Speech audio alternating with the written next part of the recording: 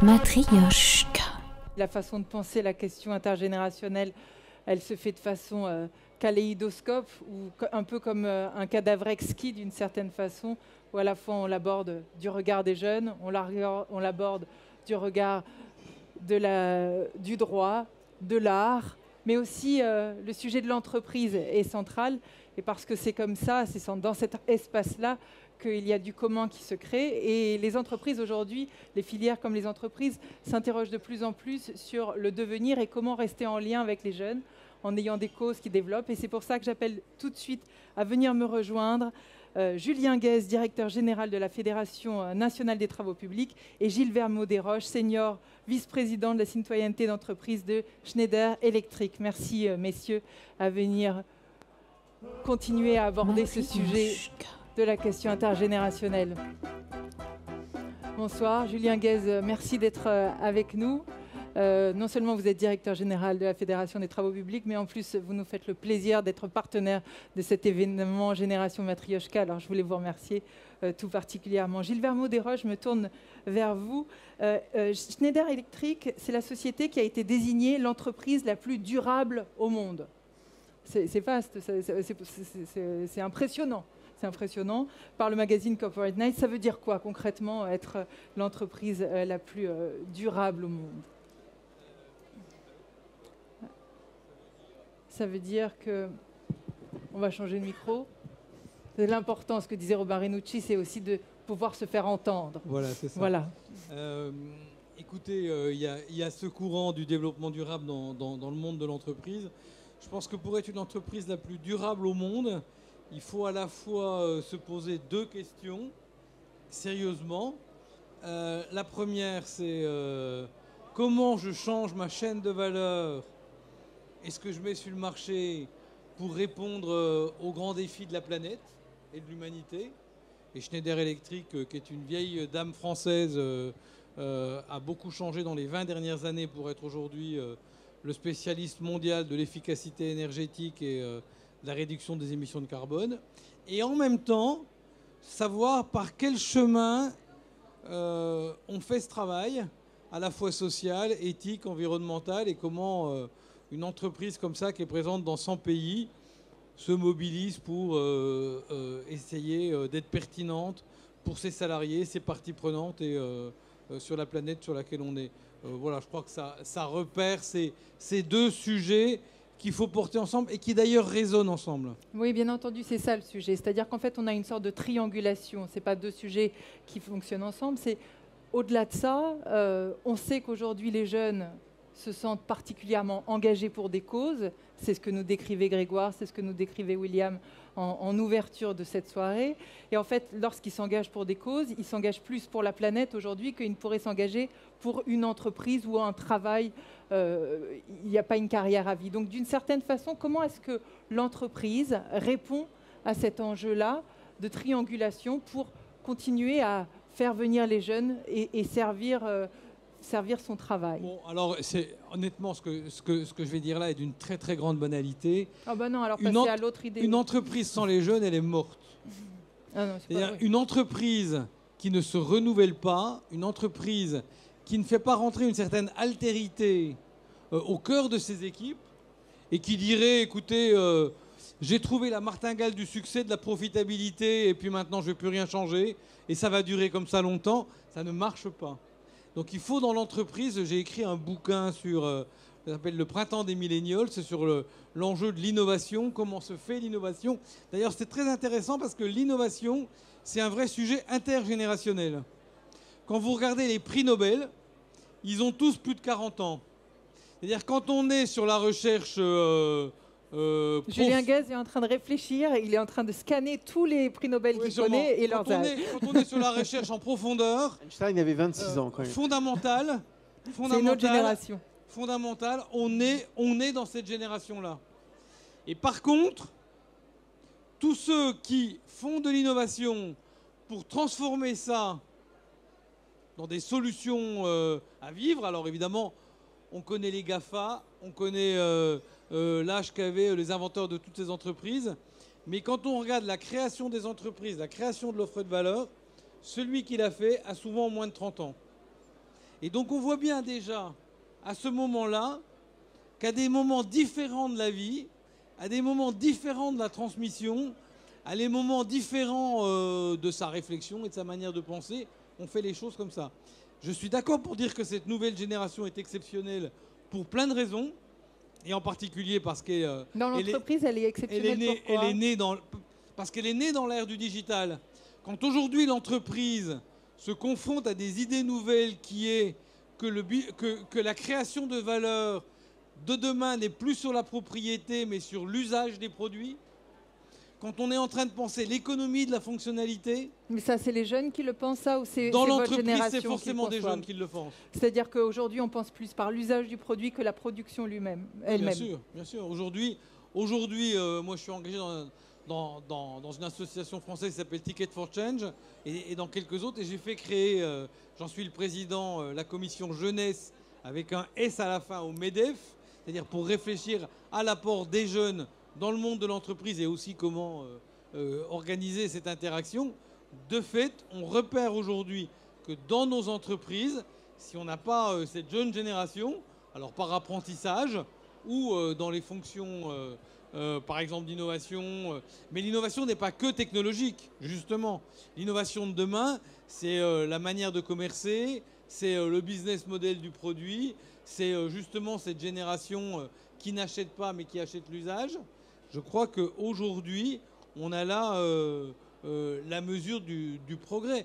Quand Robin disait cette transmission inversée, le Covid a fait vivre ça et toucher ça du doigt encore plus que dans le passé.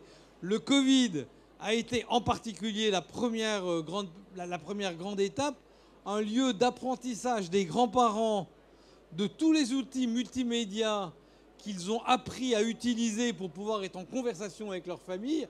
C'est leurs petits-enfants qui leur ont appris. De fait, comme il l'a dit, on a là quelque chose qui s'inverse très profondément dans le mentorat. On a le mentorat habituel qui est le mentorat de celui qui a toute son expérience et la transfère à d'autres. Et d'ailleurs, on parle d'expérience humaine et pas seulement d'expérience technologique, il faut le repérer. Mais il y avait aussi dans les entreprises depuis quelques années, en reverse à ce mentorat, le reverse mentoring, où justement on crée des binômes dans des entreprises avec un jeune et un plus expérimenté, de façon à ce que le jeune apporte de son regard nouveau à l'expérimenté. Les deux fonctionnent. Donc ça, en tous les cas, le mentorat ne fonctionne pas quand il est qu'à un sens. C'est-à-dire si on n'est pas tous les deux dans une démarche apprenante, dans une expérience de vie dans laquelle l'un et l'autre considèrent qu'il va apprendre quelque chose, alors celui qui croit ou celle qui croit qu'il va tout apprendre à l'autre, probablement n'y apprendra rien et lui-même perdra son temps. Parmi ce que vous avez engagé chez Schneider Electric, il y a différentes choses, mais par exemple, vous avez engagé votre groupe à contribuer aux 17 objectifs de développement durable de l'ONU. Est-ce que c'est juste par vertu, par responsabilité éthique, par responsabilité du devenir de la planète, ou alors c'est aussi une façon de se dire j'embarque une certaine jeunesse pour la faire adhérer à des valeurs portées par mon entreprise? Est-ce que c'est un nouveau territoire que l'on crée? Un des combats, une des batailles de l'entreprise aujourd'hui, c'est d'être attractive. Et d'être attractive des meilleurs. Il se trouve que on pourrait parler de la jeunesse et de son engagement.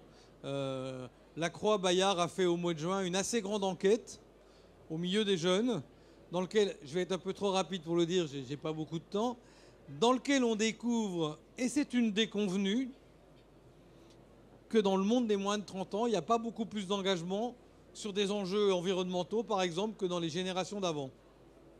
La seule chose qu'on voit, c'est que ceux qui sont engagés dans cette génération-là, qui représentent moins de 30%, ont les codes de la communication pour être très entendus et pour donner à penser qu'ils sont encore plus nombreux.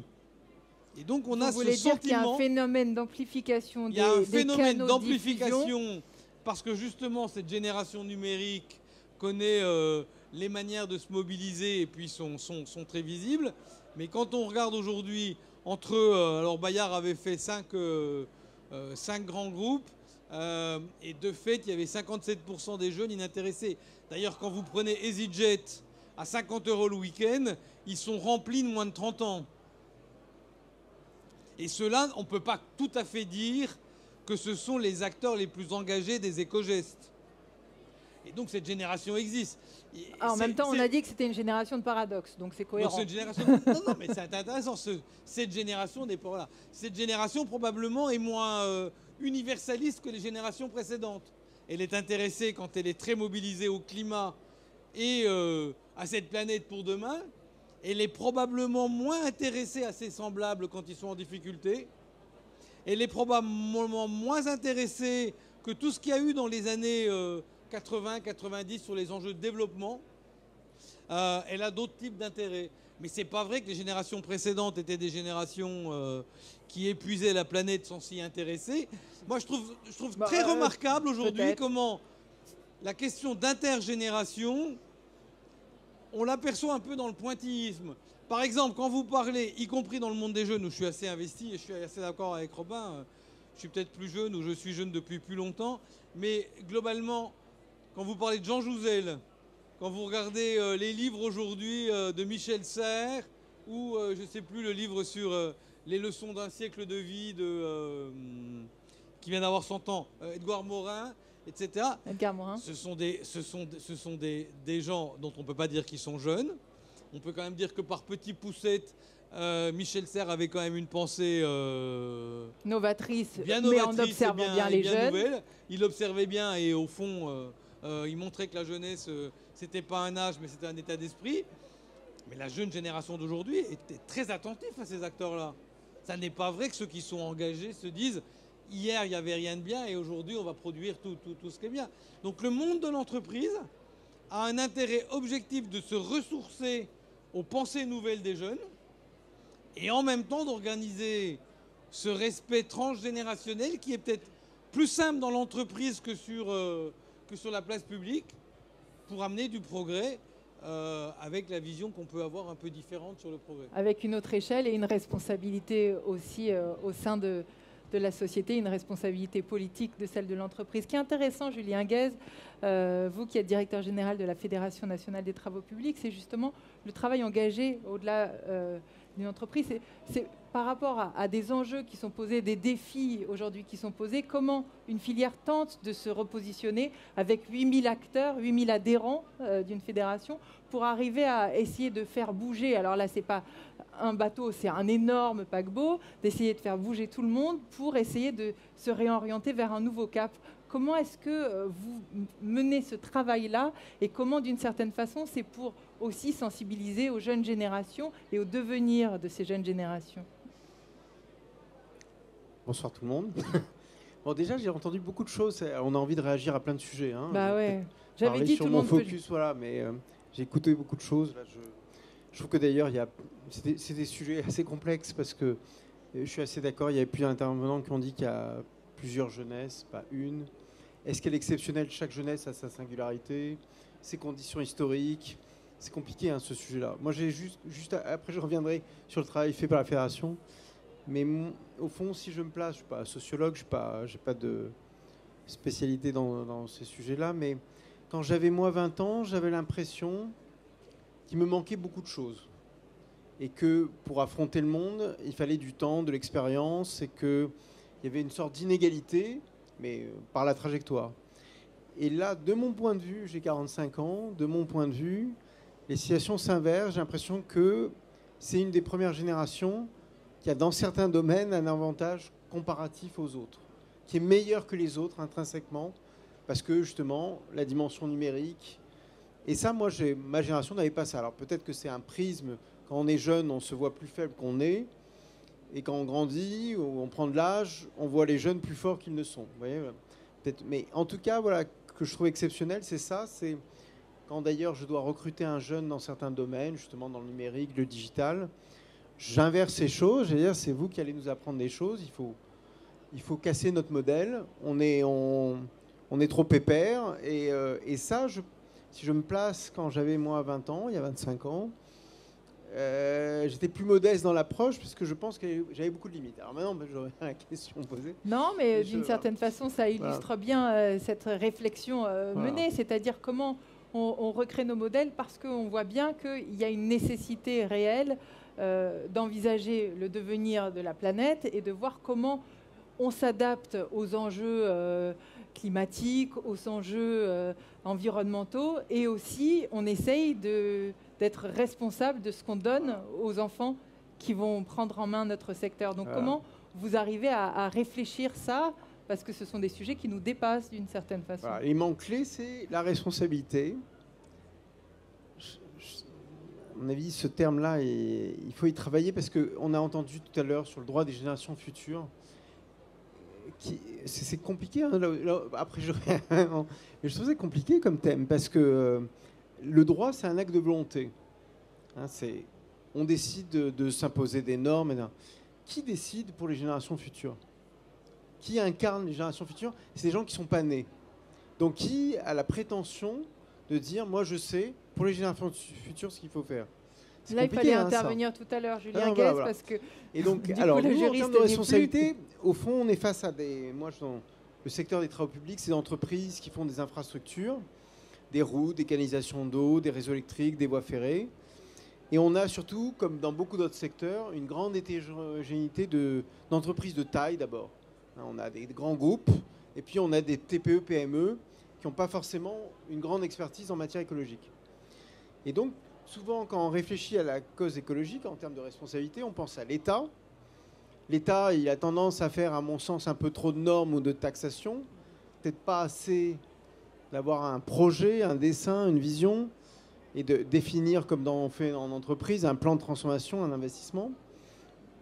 On pense à l'individu, qui peut transformer les choses. Mais l'individu, on sait bien qu'il y a une inertie des comportements. Ça prend du temps en général. Donc ni l'État, ni l'individu. C'est pas ni l'État, l'État, il y a l'État, en tout cas, il y a l'individu, mais alors la responsabilité de l'entreprise, quelle est-elle? L'entreprise, donc tout le monde a son rôle à jouer, l'État par ses normes, ses taxes, l'individu par ses comportements, mais je crois au rôle crucial des entreprises. Mais comme je viens de le dire, les entreprises, elles ne sont pas placées toutes à la même enseigne. Il y a des grandes, des petites, et donc on a aussi un autre étage qui s'appelle les fédérations professionnelles. Les fédérations professionnelles, elles peuvent avoir un rôle de pédagogie, d'entraînement, à l'égard de mutualisation, à l'égard de toutes les entreprises du secteur. Donc la démarche qu'on a eue, c'est de dire, bon, on va d'abord, comme beaucoup d'autres secteurs, mesurer notre empreinte carbone. En l'espèce, c'est 3,5% de l'émission CO2 France, c'est-à-dire un peu plus que le poids économique du secteur. Mais on est allé au-delà, c'est-à-dire que l'autre question qu'on s'est posée, on a parlé d'usage tout à l'heure, là, c'est de se dire, les infrastructures, c'est quoi? C'est au fond des routes, des canalisations, des tuyaux, et passent dans ces tuyaux et ces canalisations des flux de mobilité, des flux d'énergie, des flux d'eau. Et ça, c'est 50% de l'émission CO2 France, ce qui est assez logique. C'est-à-dire la moitié des émissions de gaz à effet de serre en France proviennent de tout ce qui peut être transport, de tous ces flux. Voilà, de flux. Or, on ne transforme pas, on ne décarbone pas ces flux sans travailler sur l'infrastructure elle-même. Je prends un exemple tout bête.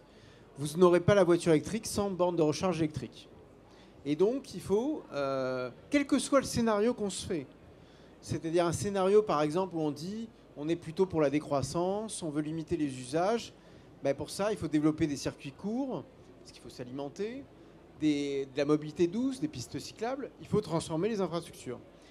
Si on croit à l'inverse que c'est par l'innovation qu'on va s'en sortir, mal encore, il faut électrifier les routes, il y a tout un tas d'investissements à faire. Et donc on a travaillé aussi sur ce second aspect.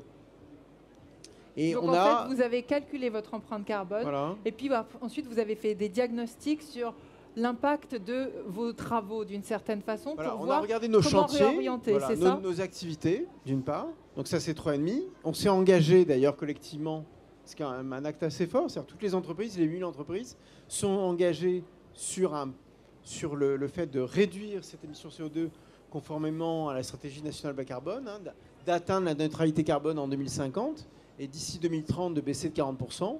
Et parallèlement, on a fait un autre travail, une contribution plus globale à l'intérêt public, c'est de se dire, puisque nous, on est traversé par des flux, il faut décarboner ces flux, il faut donc un plan d'investissement massif pour la France.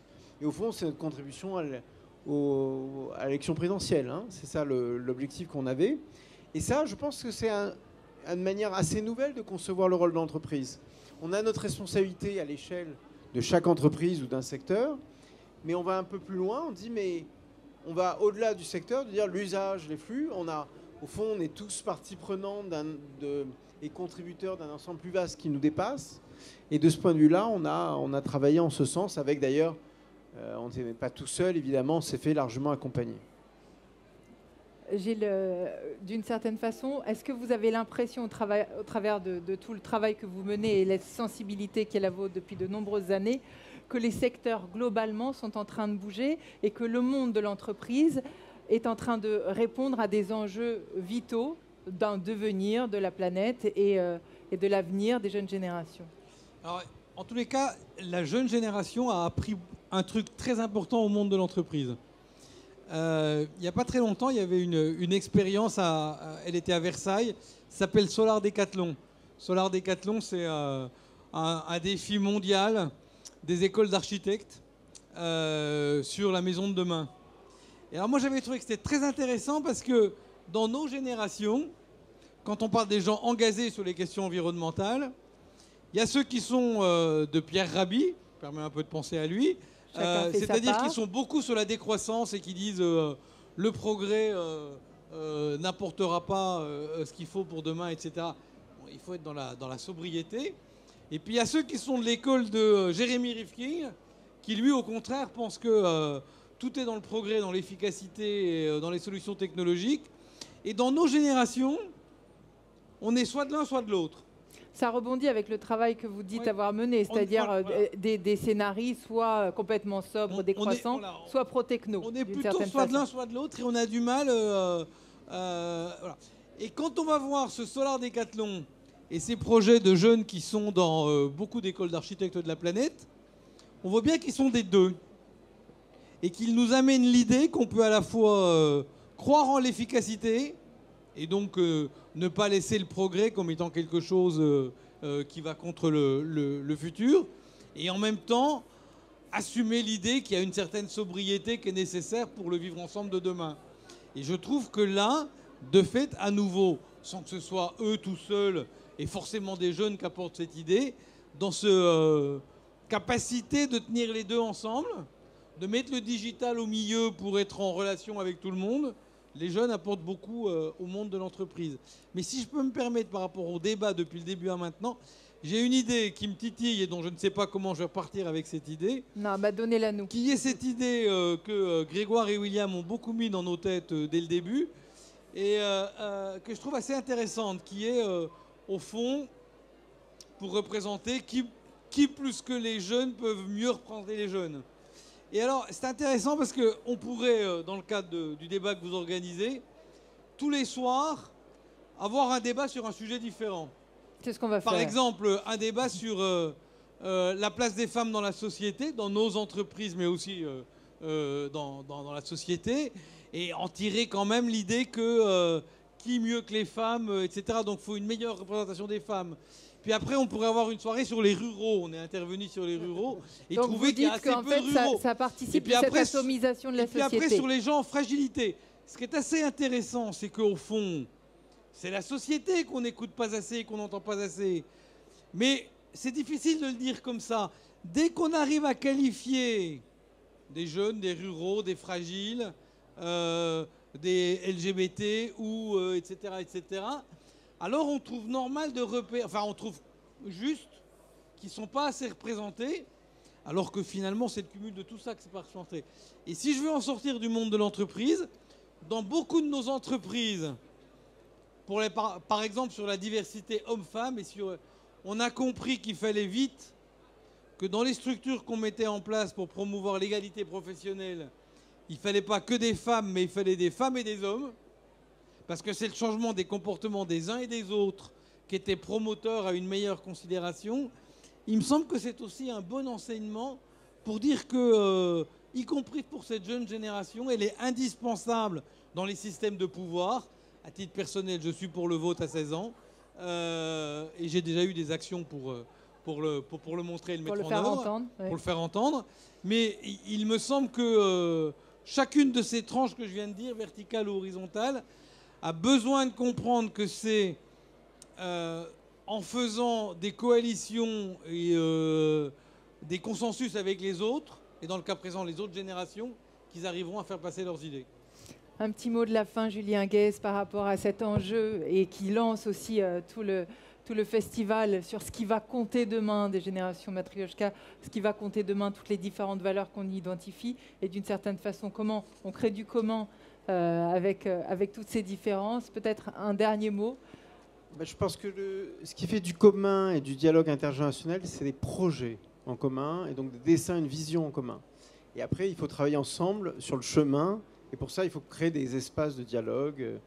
Moi, je suis assez attentif à pas effectivement avoir des représentations morcelées. Enfin, c'est d'ailleurs une vision républicaine de penser que voilà, on a tous une capacité à concevoir un intérêt général qui dépasse nos propres conditions, jeunes, vieux, riches, pauvres, je sais pas quoi, enfin peu importe, citadin, rural, et que l'enjeu n'est pas tant d'avoir une représentation, un échantillon représentatif au sens strict.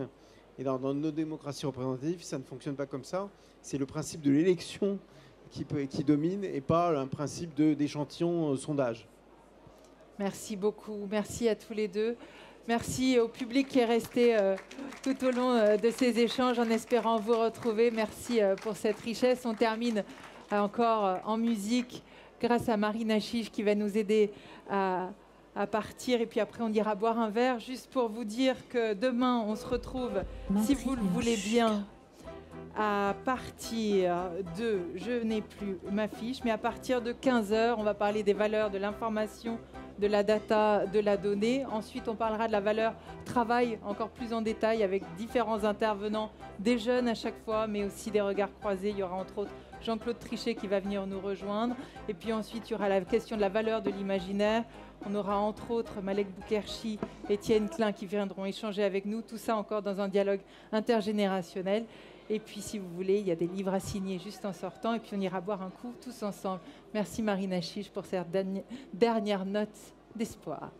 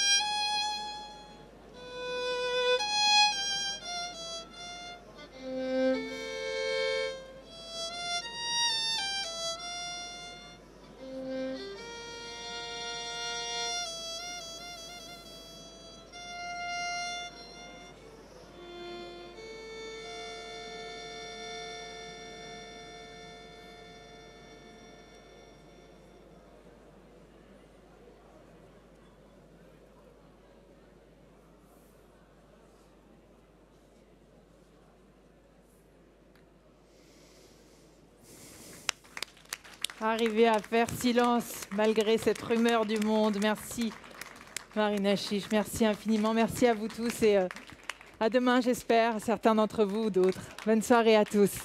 Merci. Matrioshka.